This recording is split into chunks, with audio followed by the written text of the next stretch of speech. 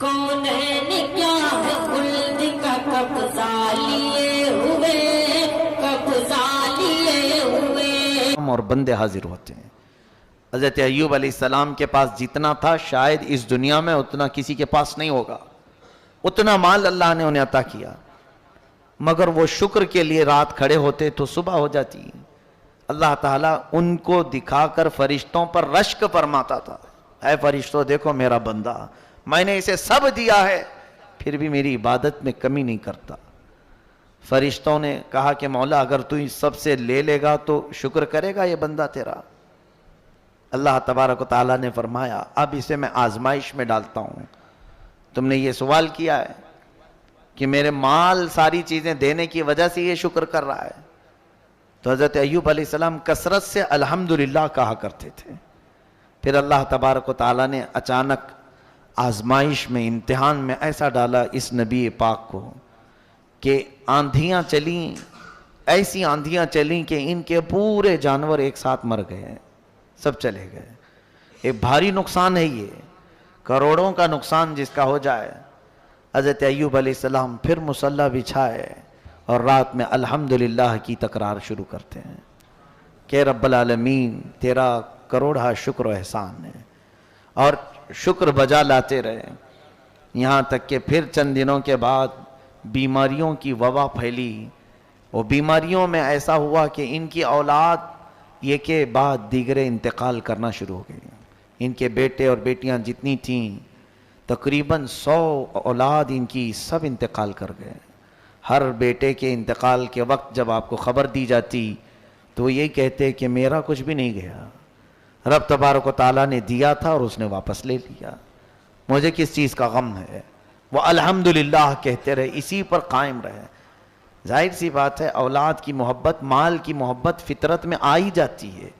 یہ بہت کٹھن مرحلہ ہوتا ہے کہ صبر کر لے جانا. بولنے کے لیے بڑا آسان ہے، بولنا آسان ہے، عمل کر کے دکھانا یہ بہت کٹھن مرحلہ ہے.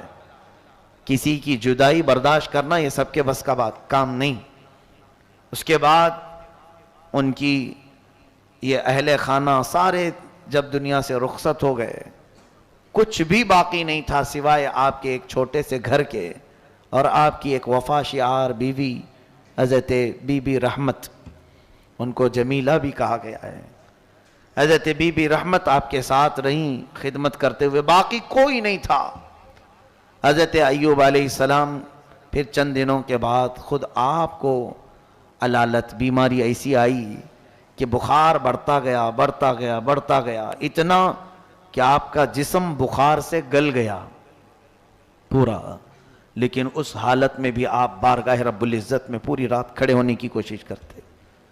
آپ لکڑی کے سہارے، دیوار کے سہارے کھڑے ہوتے تھے اور گر جاتے تھے رات کو عبادت کرتے کرتے.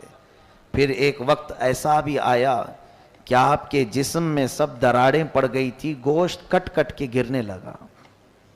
اور جب آپ کو سلایا جاتا پھر اٹھایا جاتا تو آپ کی چمڑی بسترے سے لگ جاتی تھی.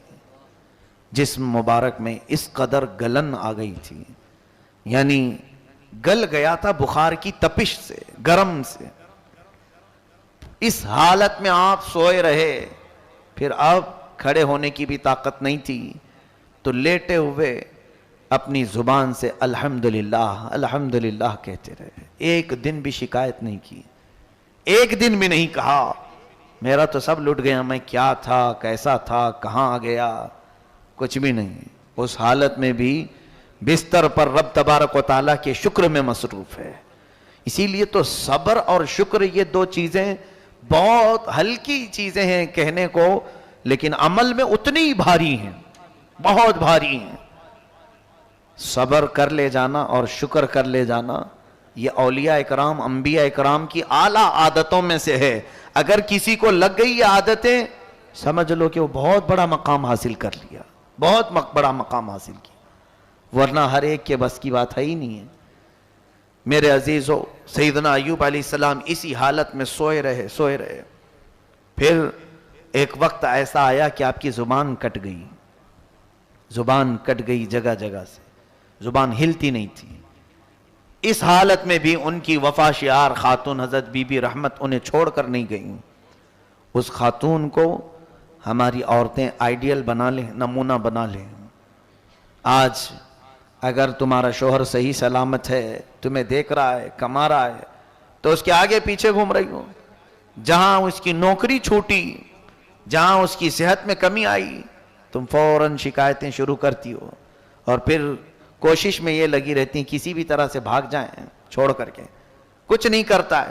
اس کی صحت مندی کے دنوں میں تو کچھ کیا اس نے. اگر آج اس پر کوئی چیز آفتیں آ گئی ہیں, بارگاہ رب العزت میں دعا کرو کہ مولا اس پر آئی ہوئی بلائیں ٹال دے. اللہ تعالی بیوی کی دعا سے شوہر کو صحیح فرماتا ہے, لیکن ناشکری بیویوں سے نہیں. اور حدیث پاک میں یہ بھی ہے, حضور صلی اللہ علیہ وسلم فرماتے ہیں میں نے جہنم میں اکثر عورتوں کو دیکھا معراج کی رات میں. صحابہ سے صحابیات اس وقت جو موجود تھیں حضور سے پوچھتی ہیں یا رسول اللہ کیوں عورتیں زیادہ کیوں تھیں؟ اللہ کے نبی فرماتے ہیں یکفرن العشیر, کہ وہ اپنے شوہروں کی ناشکری بہت کرتی ہیں. ناشکری. اور حضور نے یہ لفظ بھی بتا دیا حدیث پاک میں کہ زندگی بھر اس کے ساتھ اس کا شوہر اچھا کرتا ہے, کبھی اس کی خواہش کے مطابق کوئی کام نہیں کیا تو وہ پورے کاموں کو یوں کہہ دیتی ہے کب تم نے میرے ساتھ اچھا کیا. یہ جملہ اس کو جہنم میں لے جائے گا. یہ تو عادت سی بنی ہوئی ہے گھروں میں. میری بہنیں, عزت مآب خواتین, ان تمام چیزوں سے پرہیز کرو. تمہاری زبان جو اس طرح سے بے لگام ہے آج, یہ دوزخ میں جانے کا سبب بن سکتی ہے. اپنے شوہر کے متعلق اللہ تعالیٰ نے جب یہ تمہارا جوڑا لکھ دیا ہے, صبر کر لے جاؤ, بہت بڑا تمہارے لیے اجر ہے. ظاہر سی بات ہے آج تمہارا شوہر جیسا بھی ہوگا فرعون تو نہیں ہوگا. فرعون تو نہیں ہوگا. فرعون حضرت آسیہ کو سلاتا تھا اور ان کی ہتھیلیوں میں میخ مارتا تھا, کیلیں ٹھوکتا تھا, اور پھر ان کے سر کی چوٹی کے بال سے چھت کو لٹکا دیتا تھا. دن بھر وہ بالوں سے لٹکی رہتی تھی. اس قدر ظلم کرتا تھا سیدہ آسیہ پر. کس لیے کہ وہ حضرت موسیٰ علیہ السلام پر ایمان لائی تھی, اور اسی حالت میں ان کو شہید کر دیا اس نے, مار کر کے ٹکڑے کر کے شہید کیا سیدہ بی بی آسیہ رضی اللہ تعالیٰ نے. لیکن میرے آقا صلی اللہ علیہ وسلم فرماتے ہیں آسیہ کو میں نے جنت کے سب سے بلند مقام میں دیکھا. اور پھر اتنا ہی نہیں بلکہ حضور صلی اللہ علیہ وسلم فرماتے ہیں میں معراج کی شب جبرائیل کے ساتھ جا رہا تھا, ایک جگہ سے تیز خوشبو آئی. پوچھا جبرائیل یہ کس چیز کی خوشبو ہے؟ عرض کرتے ہیں یا رسول اللہ صلی اللہ علیہ وسلم فرعون کی بیوی آسیہ کی کنگھا کرنے والی جو خاتون تھی اس کے ہاں سے یہ خوشبو آ رہی ہے. اس کے حضرت آسیہ کے بالوں میں جو کنگھا کرنے والی خادمہ تھی یہ اس کی قبر کی خوشبو ہے. پھر حضرت آسیہ کا حال کیا ہوگا؟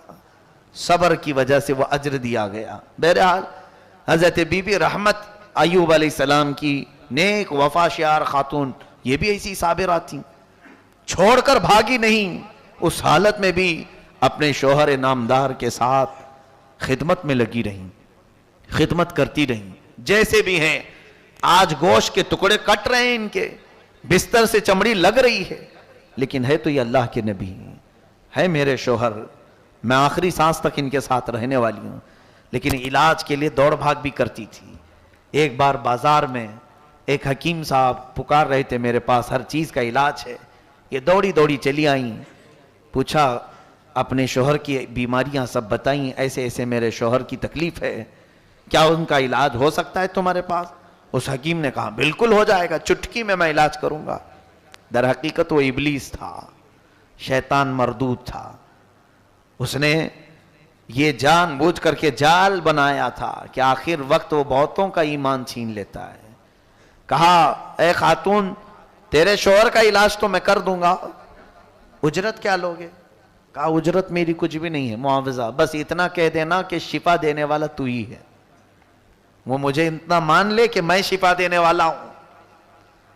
عورتوں کو کبھی کبھار محبت میں جب غالب ہوتی ہیں تو کچھ سمجھ میں بھی نہیں آتا ہے, اندھا دھند.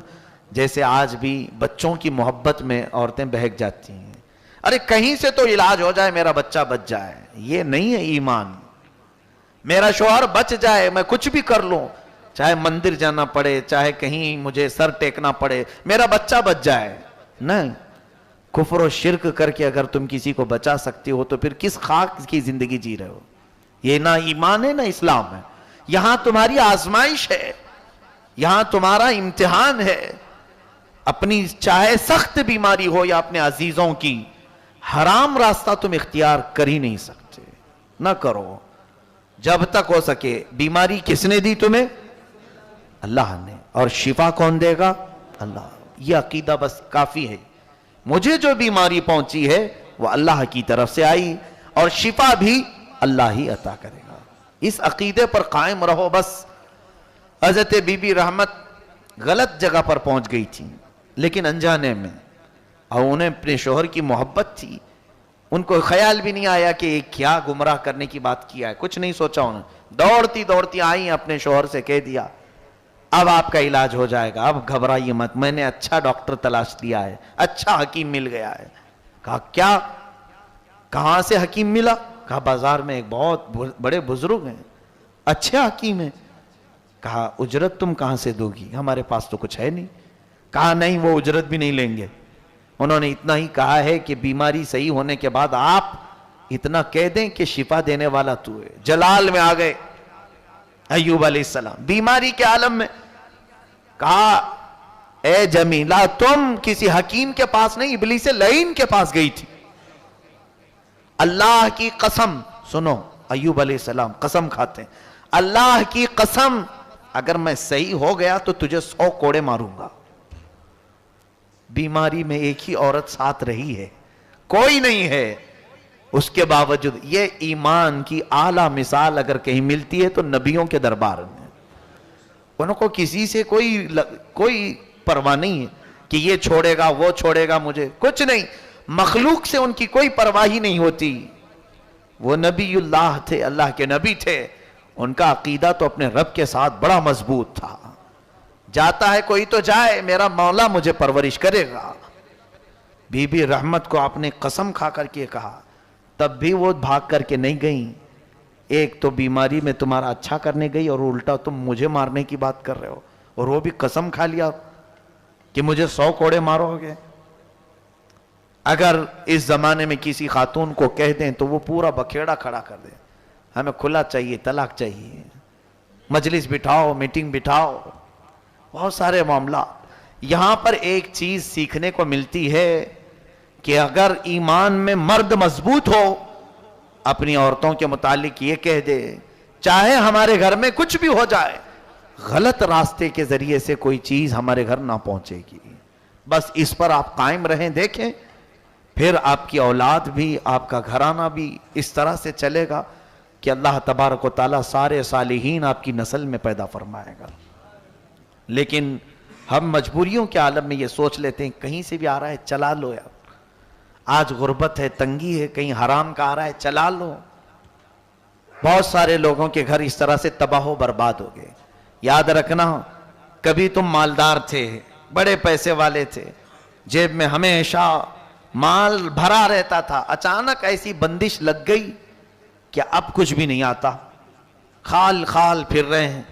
ایسے حالت میں تمہارا امتحان چل رہا ہوتا ہے.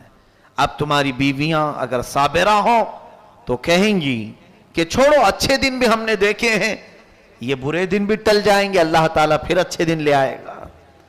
لیکن اگر کوئی یہ کہنا شروع کر دے خالی خالی پھر رہے ہو, کیسے چلے گا, جاؤ کہیں سے منہ مار کے لے آؤ. پھر اگر وہ منہ مارنے کی بات آئے تو کسی کو دھوکہ دے, کسی کو ٹوپی پہنائے, کسی کو جھوٹ بولے, کہیں سے سود سے حاصل کرے, چوری سے حاصل کرے, ڈکیتی سے حاصل کرے. مال آیا تو یہاں 2 کی ذمہ داری. اگر بیوی گھر میں لے آئی تو شوہر کی ذمہ داری ہے پوچھے کہ کہاں سے آیا, پوچھے نہیں, ارے کہیں سے تو لے کے آ رہی ہے, کچھ تو کر کے لا رہی ہے, گھر چل رہا ہے نا.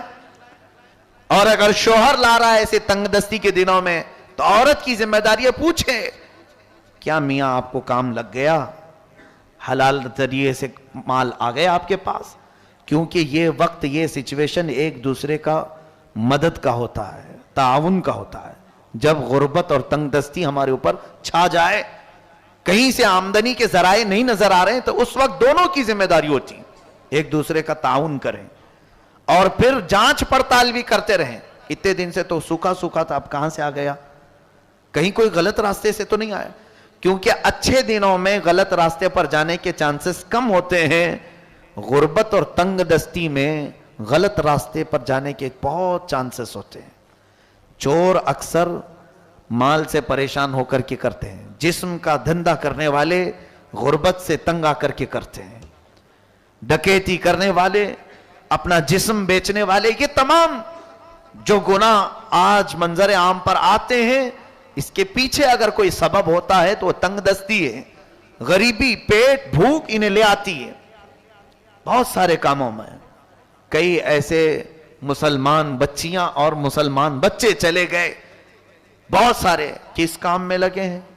معاذ اللہ رب العالمین۔ پچھلے سال کی بات ہے، مجھے ایک صاحب نے بتایا تھا کہ یہ اپنے جسم کو بیچنے کے کام شروع کر چکے ہیں، کہ انہیں اس کی نمائش کے، اس کے استعمال کے اچھے خاصے پیسے دیے جاتے ہیں۔ اے میرے عزیزو، کہ اللہ تعالیٰ کی یہ امانت تمہیں اس کام کے لیے استعمال کے لیے دیا ہے مولا نے، اس غلیظ کام کے لیے، جس میں اگر تمہارے عیب رب تبارک تعالیٰ کھولے تو معاشرے میں رہنے کے قابل نہ ہو۔ اللہ تعالیٰ ہماری تنگ دستی اور غربت میں ہماری حفاظت فرمائے۔ حضرت ایوب علیہ السلام کی خاتون ذرا غلط راستے، غلط حکیم کے پاس چلی گئیں تو آپ کا جوش ایمانی تو دیکھو، قسم کھا لیا کہ اگر میں صحیح ہو گیا تو تجھے کوڑے ماروں گا، 100 کوڑے ماروں گا۔ انہوں نے توبہ کر لیا، نہیں مجھ سے بھول ہو گئی، میں آپ کی محبت میں سمجھ ہی نہیں پائی کہ وہ کیا کہا۔ خیر اللہ نے مجھے ہدایت دی آپ کے ذریعے سے، شکر بجا لائی، پھر بھی چھوڑ کر کے نہیں گئی۔ اب دیکھیں، اب پوزیشن یہ آئی کہ حضرت ایوب علیہ السلام کے ذکر کرنے کے لیے جو زبان تھی وہ زبان بھی لڑکھڑا گئی۔ زبان میں ایک روایت میں ہے کہ 8 ٹکڑے ہوئے تھے، کٹے ہوئے، بیچ میں سے دراڑیں تھی۔ اب وہ زبان ہل نہیں پا رہی تھی جو الحمدللہ کی تسبیح ہے۔ اے میرے عزیزو، اتنی بیماری اللہ نے کسی کو دیا آپ میں سے، اس کے باوجود شکایت کی زبان کتنی لمبی ہے ہماری۔ اب حضرت ایوب علیہ السلام کا جملہ سنیں، کہتے ہیں ربی انی مسنی الضر وانت ارحم الراحمین۔ اے اللہ، یہ ضر، یہ تکلیف میری زبان کو لگ تو رہی ہے لیکن تو ارحم الراحمین ہے، تو سب سے زیادہ رحم کرنے والا ہے۔ اتنا ہی جملہ میرے مولا کو بھا گیا۔ اللہ فرماتا ہے فاستجبنا له فکشفنا ما به من ضر، ہم نے فوراً قبول کر لیا اور جو کچھ اسے تکلیف پہنچی تھی سب دور کر دیا۔ کیسے؟ اللہ تعالیٰ فرماتا ہے ارکض برجلک، اے ایوب اپنا پیر ہلاؤ، پیر زمین پر مارو۔ آپ نے پیر زمین پر مارا تو ایک نہر اس میں سے جاری ہوئی، ایک بڑی نہر وہاں سے کھل گئی۔ اللہ کا حکم ہوا اس نہر کے پانی سے نہا لو۔ حضرت بی بی رحمت نے انہیں نہلایا، نہا کر کے جیسی فارغ ہوئے تو دیکھا بدن سے ساری بیماریاں ختم ہیں۔ اللہ جو بیماری دیتا ہے وہی صحت دینے پر بھی قادر ہے۔ بالکل آن واحد میں ایوب علیہ السلام کو صحت کاملہ ملی، تندرستی آئی۔ آپ حشاش بشاش طبیعت کے ساتھ تھے، لیکن اللہ تعالیٰ فرماتا ہے اور ایک پیر زمین پر مارو۔ آپ نے دوسرا پیر زمین پر مارا تو اللہ تبارک و تعالیٰ فرماتا ہے آتیناہ اہلہ ومثلہ معہم، ہم نے ایوب کو اس کی پوری اولاد دوبارہ زندہ کر کے دے دی، بلکہ اتنی ہی مال اور ہم نے اسے دے دیا جو پہلے تھا۔ حضرت ایوب علیہ السلام آزمائش میں کامیاب ہو گئے، امتحان میں کامیاب ہوئے۔ اب رب تعالیٰ نے فرشتوں سے فرمایا اے فرشتوں، تم کہتے تھے کہ میں نے اسے مال بہت دیا اس لیے یہ عبادت میں رہتا ہے، کیا تم نے دیکھا اس کو بیماریوں کی اعلیٰ درجے تک میں نے تکلیف دے دی، پھر بھی اس کی زبان لڑکھڑائی نہیں شکایت میں، میرے شکر میں ہی یہ بندہ رات گزارتا رہا۔ حق ادا فرمایا سیدنا ایوب علیہ السلام نے۔ لیکن اب اس کے بعد کی بات دیکھیے، حضرت ایوب علیہ السلام قسم کھائے تھے بیماری میں، اب وہ کوڑا مارنے کے لیے بیٹھ بھی گئے بی بی رحمت کو، کہا کہ میں نے قسم کھا لیا. قسم کو معمولی مت سمجھیں جو روزمرہ آپ کھا لیتے ہیں. قسم کھانے کے بعد اگر کوئی پوری نہیں کیا تو قرآن کا حکم سنیے, فَكَفَّارَتُهُ إِطْعَامُ عَشْرَةِ مَسَاكِينَ, پھر اسے 10 مسکینوں کو کھانا کھلانا پڑے گا, یا پھر کپڑے پہنانے پڑیں گے, او کسوتوں او تحریر رقبہ, فَمَن لَمْ يَجِدْ فَصِيَامُ 3 أَيَّامٍ, اور اگر 10 مسکینوں کو کھانا نہیں کھلا سکتا تو قسم توڑنے کے کفارے میں اسے 3 روزے رکھنے پڑیں گے. یہاں پتہ نہیں کتنے لوگ صبح سے شام تک ماں کی قسم, باپ کی قسم, اس کی قسم, اس کی قسم, یہ عادت سی ڈال لی ہے. اور حدیث پاک کے الفاظ یہ بھی سن لیجئے کہ منافق کی علامت یہ ہے کہ وہ ہر بات پر قسم کھایا کرتا ہے. منافق کی علامت کہ وہ اپنے کاروبار میں بیچنے کے لیے قسم کھا کر کے بیچتا ہے. لا تجعلوا اللہ عرضۃ لایمانکم, اللہ کو اپنی قسموں کا نشانہ نہ بناؤ. اللہ فرماتا ہے قسم کھانے کی جو ضرورت ہے وہ بہت الگ چیز ہے. جہاں یقینی بات کہی جاتی ہے وہاں پر قسم یاد کی جاتی ہے. اب سنیے, نبی کی قسم ایسے نہیں ہوتی کہ کھا لیے اور چھوڑ دیے, ایسا تو چلتا رہتا ہے نا, اس کو پورا کرنے کے لیے بیٹھے. اب 100 کوڑے عورت کو ماریں گے تو مری جائے گی. بی بی رحمت اور اتنی وفا شعار خاتون کی بیماری میں بھی ساتھ نہ چھوڑی. لیکن کیا ہے, حضرت ایوب علیہ السلام نے جو کوڑے مارنے کی قسم کھائی اس کو پورا کرنے بیٹھے ہی تھے کہ اللہ تعالیٰ کو رحم آیا. مولا تعالیٰ نے جبرائیل امین کو بھیجا, کہا ہے جبرائیل جاؤ, میرا بندہ اپنی قسم پوری کر کے رہے گا, کیونکہ انہوں نے قسم یاد کی, قسم کھایا ہے تو یہ پوری کر کے رہیں گے. ان سے کہہ دینا خذ بیدک ضغطا فاضرب به ولا تحنث انا وجدناه صابرا. اللہ فرماتا ہے ایوب سے کہنا ایک جھاڑو لے لے جس میں 100 کاریاں ہوتی ہیں, ایک بار بی بی رحمت کو مار دے, اس کی قسم پوری ہو جائے 100 کوڑے کے برابر. یہ رب تبارک و تعالی ہے, جب وہ چاہے اپنے معاملات میں تخفیف اور آسانی بھی فرما دے. ویسے ہم گناہوں کے بوجھ اٹھا کر کے لے جاتے ہیں. آج قرآن کی ایک آیت میں پڑھ رہا تھا جس میں اللہ تبارک و تعالی فرماتا ہے وَسِيقَ الَّذِينَ كَفَرُوا إِلَى جَهَنَّمَ زُمَرًا, کھینچ کر کے لایا جائے گا کافروں کو. حَتَّى إِذَا جَاءُوهَا فُتِحَتْ أَبْوَابُهَا, جب وہ قریب آئیں گے دروازے کھول دیے جائیں گے. وَقَالَ لَهُمْ خَزَنَتُهَا, اور جہنم کے جو دربان کھڑے ہوں گے وہ ان سے کہیں گے, کافروں سے, جہنمیوں سے, أَلَمْ يَأْتِكُمْ رُسُلٌ مِّنْكُمْ, کیا تمہارے پاس اللہ کے رسول نہیں آئے تھے؟ یتلون علیکم آیات ربکم, تمہارے سامنے وہ تمہارے رب کی آیتیں تلاوت نہیں کرتے تھے. وینذرونکم لقاء یومکم ھذا, اور یہ قیامت کے دن سے تمہیں نہیں ڈراتے تھے. یہ جہنم کے دربان پوچھ رہے ہوں گے کھینچ کر کے جن جن کو لایا جائے گا. اب وہ کیا کہیں, قالوا بلا ولکن حقت کلمۃ العذاب علی الکافرین, کہیں گے ہاں آئے تو تھے لیکن کیا کریں, افسوس کہ عذاب ہم پر مسلط ہو گیا ہے. پھر کہا جائے قیل ادخلوا ابواب جہنم خالدین فیہا, ان سے کہا جائے گا داخل ہو جاؤ جہنم میں, ہمیشہ تم کو یہاں رہنا ہے, نکلنا نہیں اب یہاں سے. پھر دوسری آیت وسیق الذین اتقوا ربهم الی الجنۃ زمرا, کچھ متقی پرہیزگاروں کو بھی کھینچ کر کے جنت پہ لے آیا جائے گا, ان کو بھی پکڑ کر کے لے جانے کی بات ہے. یہ بعض بندے ہیں جنت میں ان کو کھینچ کر کے لے جایا جائے گا, کیونکہ وہ کہیں گے ہم جنت کے لیے عبادت نہیں کرتے تھے, ہم اللہ کے لیے کرتے تھے. کچھ ایسے مخلص بندے ہوں گے, اللہ تعالیٰ ان کو فیصلہ سنا دے گا, جاؤ تم نے جو عبادت کی اس کے بدلے میں تمہیں جنت ہے. وہ کھڑے ہو جائیں گے میدان میں محشر میں, نہیں ہم جنت کے لیے نہیں عبادت کرتے تھے, ہم تیری رضا کے لیے کرتے تھے. تب حکم ہوگا پکڑ کر کے لے جاؤ ان کو. وسیق الذین اتقوا ربهم الی الجنۃ زمرا حتی اذا جاءوها فتحت ابوابها, اب جب یہاں آئیں گے تو اس کے بھی دروازے ان کے لیے کھول دیے جائیں گے. وقال لهم خزنتها, اب جنت کے جو دربان فرشتے ہیں وہ کیا کہیں گے, سلام علیکم طبتم فادخلوها خالدین, تم پر سلامتی ہو, مبارکبادی ہو, اے جنتی ہو, آؤ اندر اور ہمیشہ ہمیشہ کے لیے رہ جاؤ. اب پھر وہ کیا کہیں گے جنتی؟ وَقَالُوا الْحَمْدُ لِلَّهِ، وہ کہیں گے اللہ کا شکر ہے، ہم سے اللہ نے بڑی آفت کو دور کر دیا.